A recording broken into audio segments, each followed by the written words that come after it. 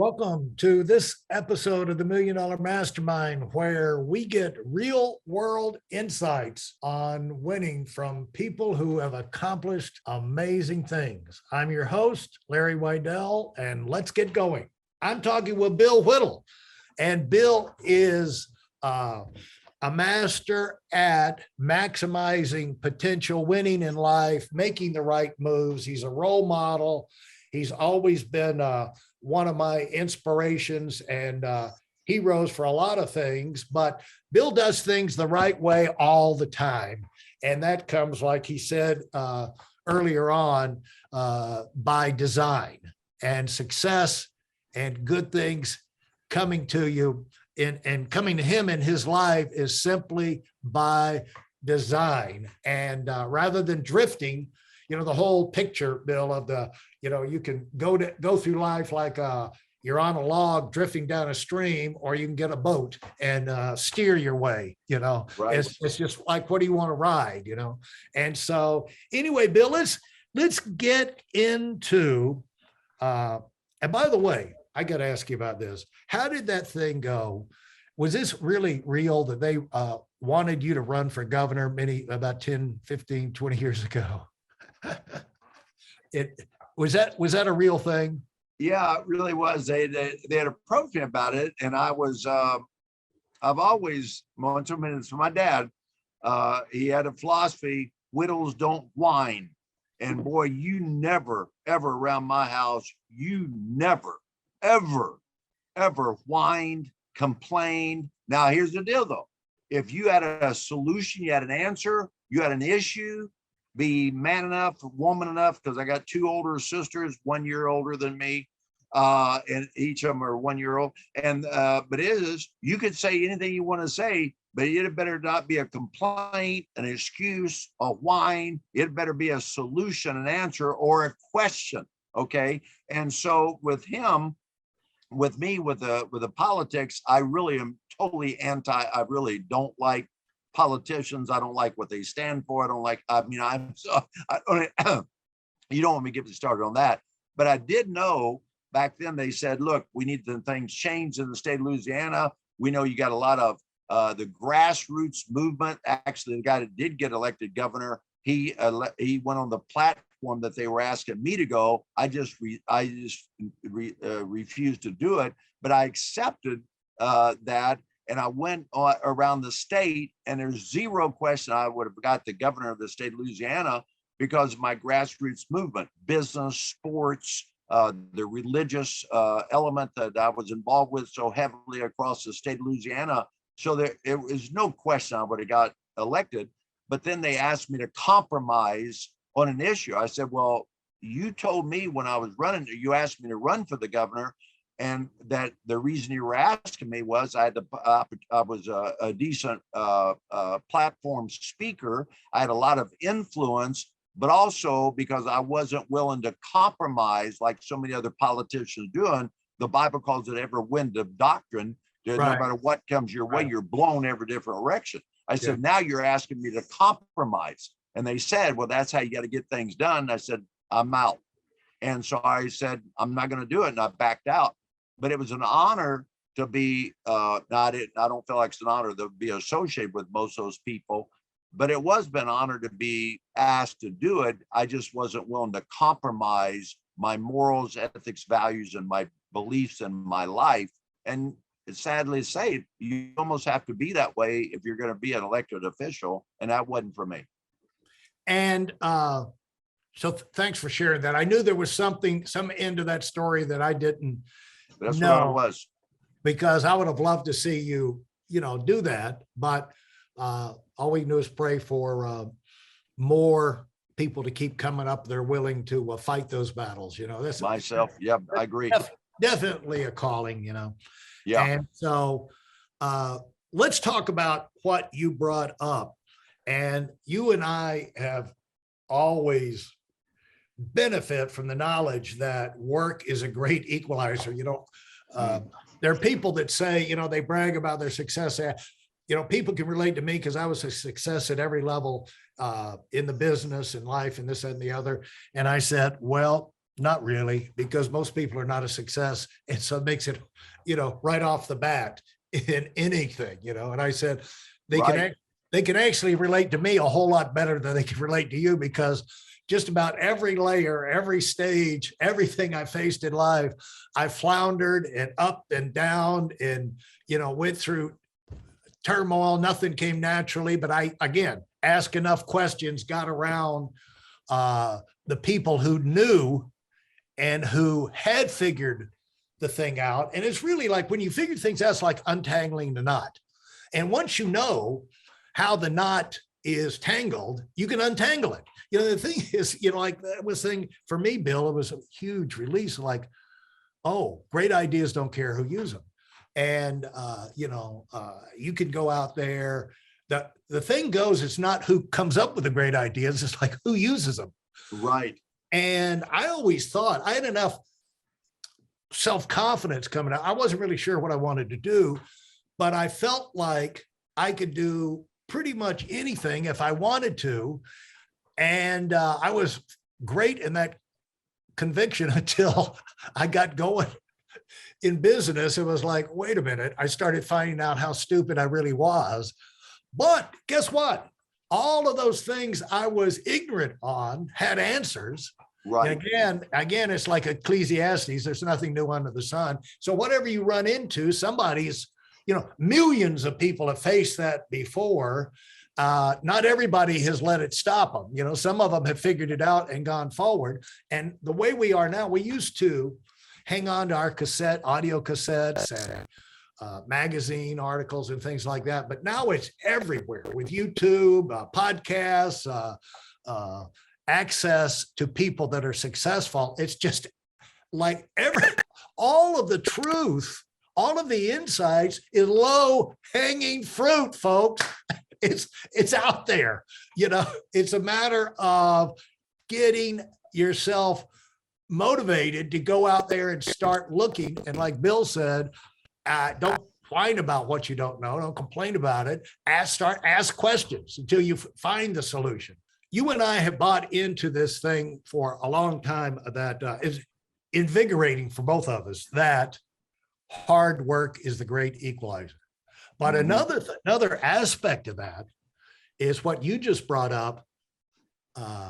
Hustle is a great equalizer. Like if everybody's out working hard, like I know you're a great student of the great coach, especially basketball, but John Wooden, one of his things is that fundamentals. It's great to be fundamentally sound, but you got to learn how to be fundamentally sound with speed. Right. You can't just be la-di-da about dribbling the ball down the court, and you got to be able to move or somebody's going to steal that ball. And so hustle is never really talked about that much, is it? It's like work hard, and people don't understand. And you did a great job at the end of that last episode of explaining hustle and how it works. But when most people say, like, let's go, pop, pop, pop, pop, pop, they feel like they're being pushed. They're feeling, they don't understand it as like compressing time frames. Let's race through this. Let's not waste time. If we can get it done quicker, faster, better, you can get there quicker.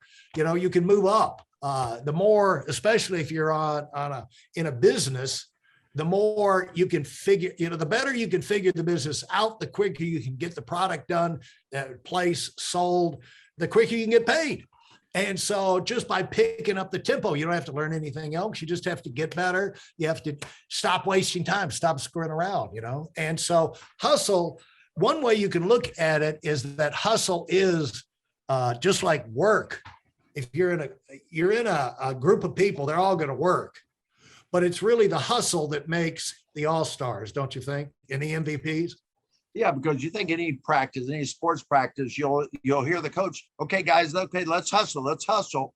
Well, it's kind of like it is a T.R. Vecker concept. It's not either or both, because hustle combined with hard work, because you can have a lot of people hustling, they're busy, but they're not accomplishing anything, or they may be busy for a while, Right. but they're not willing to work hard for a long period of time. And they're thinking, oh God, I got to work hard. But that's a mental stage. because then it comes down to the price you're willing to pay. Well, if the price is hard work, I know when I started in business and in sports, if the price of success in sports that would give me notoriety and fame and popularity, man, I'm in. Is that all it is? Hard work? Man, I'll be a stud athlete, Right. you know? Yeah. Then I learned that in coaching. I beat so many people in coaching because when I first started coaching, I'm thinking, man, I could just apply the same philosophy I learned from playing sports, that I learned from my father, to have anything I wanted, whether it's that go-kart, that all-star baseball team. I could bring that into my coaching world, beat all the other coaches that knew more than I knew about coaching. Even though I knew how to play the game, I didn't know about coaching, but I learned the coaching from other coaches because I was coachable. So I couldn't ever be a great coach, so I'd be coachable myself. But that was part of the things I learned: hustle, hard work, and stuff. And then I started realizing that all this stuff, like Johnny Wooden said, it's good to have a philosophy, but you better have he said the only thing worse than having no philosophy is having a changing philosophy, where you get yourself all these other things out there. You got to get focused, and focused requires hard work. It's easy to be, everywhere in the world, but when you start getting focused, you better get really zeroed in. I call it Indianapolis 500 focus. When you're driving in Indianapolis 500, you're going to the curves 200 and something miles an hour. You better not be thinking, did you leave the cooking pot on at the house? You better be focused. And business or anything else requires that kind of focus. Nick Saban wrote a great book, How Good Do You Want to Be? And he says, to beat the best, you got to be the best. And to be the best, you got to find out what are the best doing and ask yourself, am I willing to do that to be able to be that? Right. It's not that you're not capable of doing it. The question is, are you willing to do it? And that's where that hard work and the hustle comes in. Are you willing to work hard? Are you willing to hustle in order to be your best and to be able to be the best, to beat the best? Absolutely. So you're right. Absolutely. And I want to just insert something here is, if you watch college football and you watch Alabama play, at least try and at least turn in to where they interview Saban coming off the field. Amen. And record it. Okay. Yeah. Because what happens, Bill, most people have no clue what he's saying. And he'll say it. I mean, the condensed genius of that guy analyzing the game, analyzing this, that, the other, what they got to do going forward. It's amazing, his condensed wisdom. And because he's got a philosophy, he's a hard worker, he's focused, and he's just come out of an event that he put a lot of energy into. And of course, he was locked in on what was happening the whole time out there. So when he comes off that field, Bill, and whatever the lollipop interviewer is, it doesn't matter. She's from high school or whatever. She asks the question. I mean, he'll go out there. It's just amazing to me what he says. And it's just funny to see how it goes right over their heads. Right. You're not even paying because it's almost like too rich. It's just like, you have to be,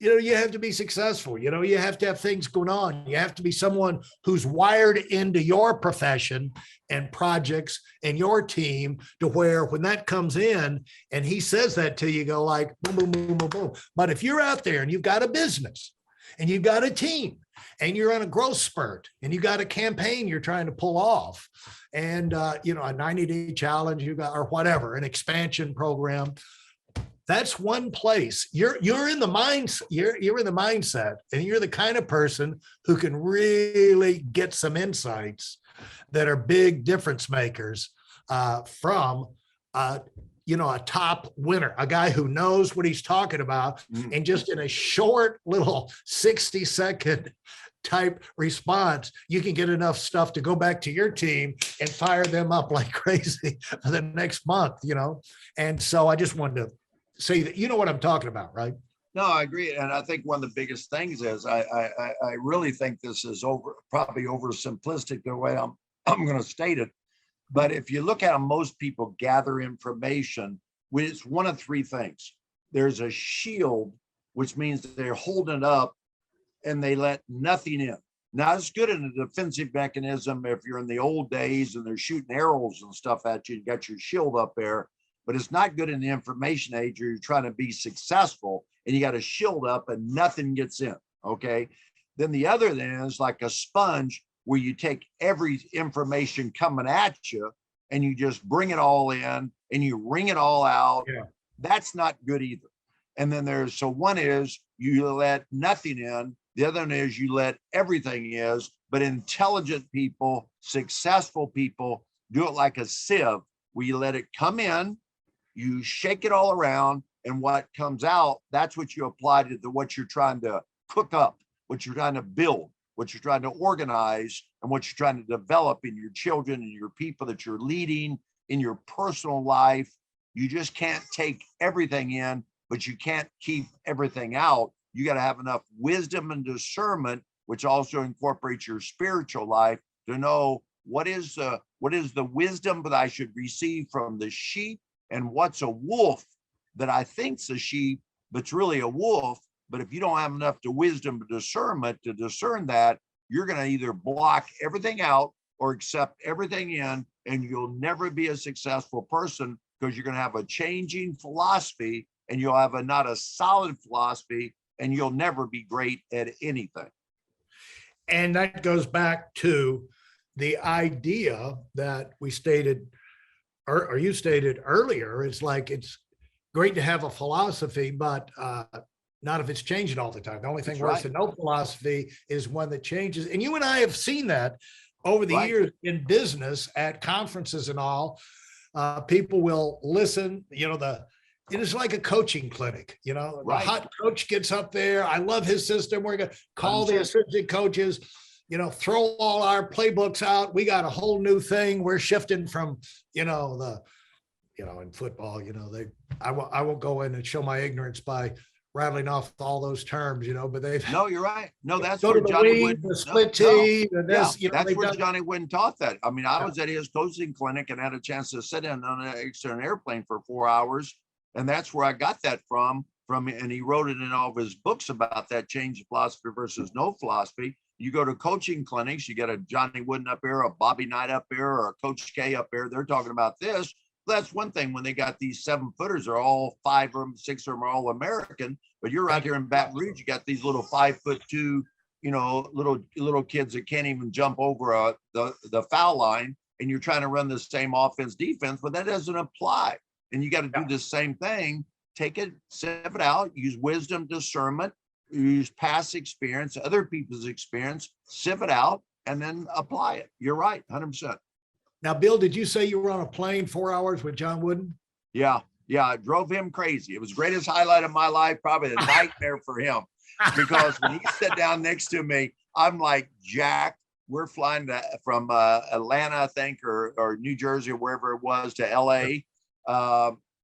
Obviously back when he was alive, obviously. Yeah. And boy, when he sat down, I was like jacked. I was so fired up, and I hated to say this, but he sat right next to me, and obviously I knew who he was, and I turned to him and I said, Coach, I said, obviously I know who you are. You don't have a clue who I am. I said, but I'm honored to sit next to you. I'm not going to try to wear you out, which was a lie. And I then asked him a question about the most gracious human being I'd ever met my entire life. And for the next 4 hours or 3.5 hours, whatever it was to get there, he answered everything I could possibly ask him, because he realized I was being sincere. Now, I was already in business. I had left coaching, but he knew the guy that mentored me, Dale Brown, was Hall of Fame coach at LSU. That's right. Johnny right. Wooden. Yeah, Johnny had mentored Dale Brown, and Dale had coached me on his first team. And I was one of Dale's favorite players because of my work ethic and my attitude and my dedication to the game. And then he mentored me in my coaching career and helped me in my business career. So Coach Wooden was like, oh, more than anything he could do to help me, because he thought indirectly he was paying tribute to Dale Brown. But that's the kind of man he was.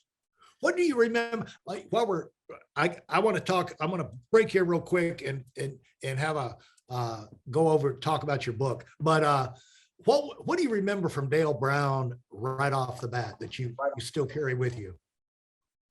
No, I mean, I talk to Coach Brown all the time. Matter of fact, I'm gonna be at his granddaughter's, grandson's wedding this weekend. I'm going down Saturday and Sunday and spending time down there. And Coach Brown and I see each other all the time. And he actually forwarded the book that I just did. But but you know, with one thing interesting with Coach Wooden that I remember bringing up, I said, well, Coach, how did you coach 12 All-Americans when you only played 7 players per game? I said, how'd you get 12 All-Americans to not have a bad attitude when they were not going to play and they came there as an All-American? Because all 12 players on Johnny Wooden's teams were All-Americans. He said, Bill, on the teams that I coached, when you came to my team, you wanted to prove, going back to Nick Saban, that you were the best. You were coming there to be your best. And even though you weren't going to be a starter on my team, you were still going to be a starter in the NBA. So you came to me, you may not be my top 5 or my top 7, but you're Ralph Drollinger, one of the top NBA players, didn't even start for UCLA, was a first-round draft choice in the NBA. But that's where Johnny Wooden did. Everybody thought, because the kind of players they were, that they were going to be good enough. But the moment somebody wasn't good enough, bam, they were in there and they were proven. So he developed that mindset. That was one of the biggest things I learned from him.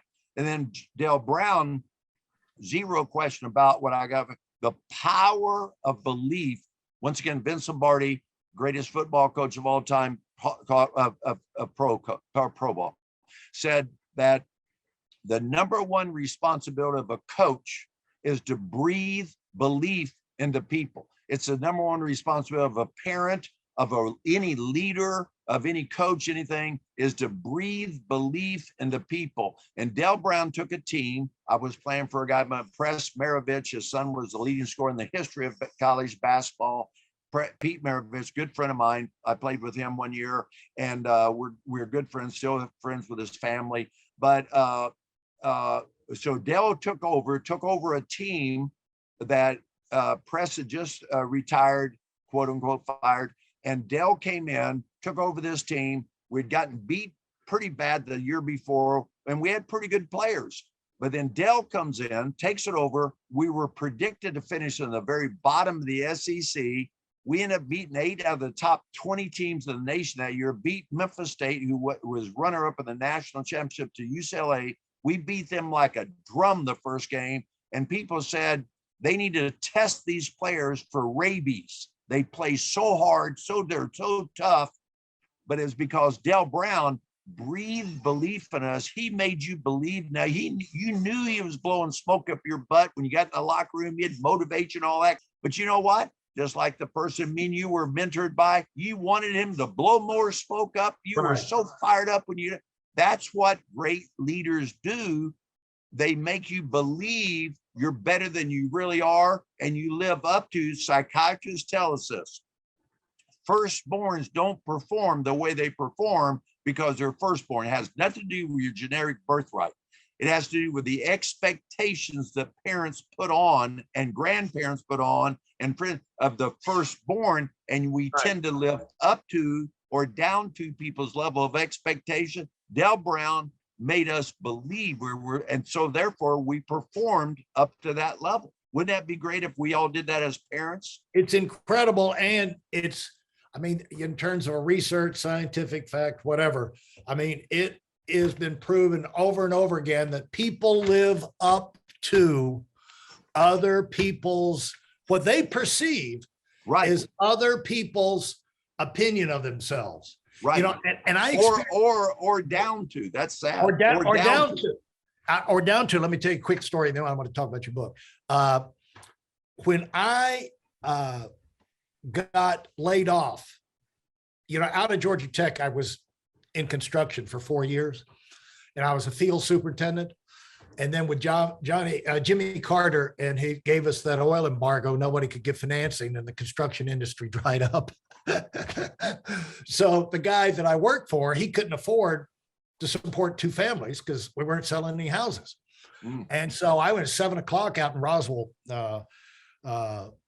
lived in Buckhead, 7:00 in the morning. I'm on the job out in Roswell, Georgia.